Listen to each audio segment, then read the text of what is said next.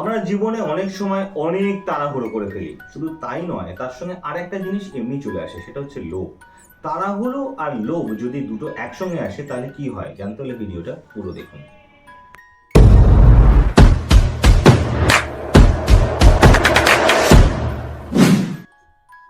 নমস্কার, রাজর্ষি কয়াল স্টক চ্যানেলে আপনাদের সকলকে স্বাগতম। আমি রাজর্ষি কয়াল। আজকে আলোচনা করব, অনেক সময় আমরা তাড়াহুড়ো করে ফেলি আর তার সঙ্গে সঙ্গে যদি আমাদের লোভ আসে তাহলে কি হয়।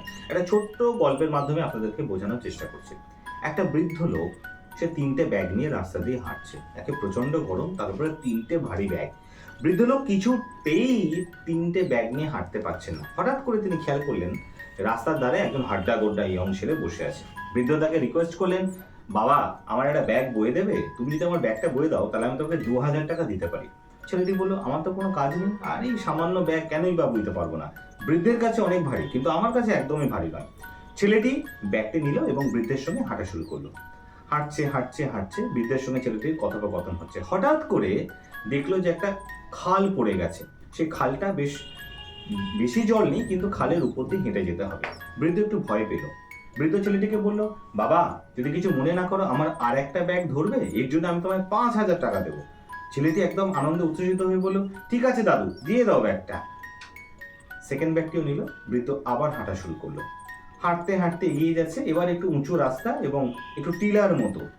বৃদ্ধ বেশ হাঁপিয়ে যাচ্ছে। বৃদ্ধ ছেলেটিকে বলল, বাবা যদি কিছু মনে না করো, আমার এই ব্যাগটিও তুমি নেবে? তাহলে আমি তোমায় 10,000 টাকা দেবো।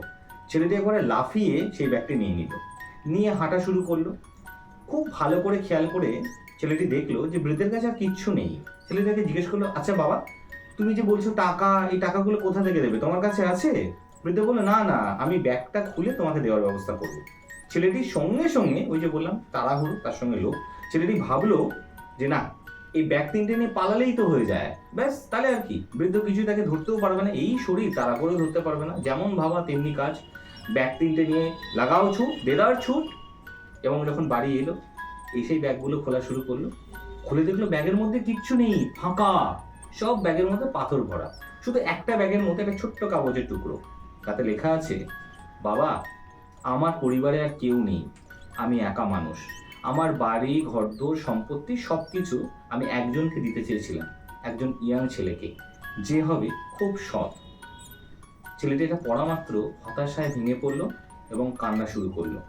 আমাদের তাড়াহুড়ো এবং লোভ অনেক সময় আমাদের জীবনে অনেক ক্ষতি করে দেয়। আশা করি আপনারা সকলেই বুঝতে পারলেন। আপনারা ভালো থাকবেন এবং অন্যকে ভালো রাখবেন। নমস্কার।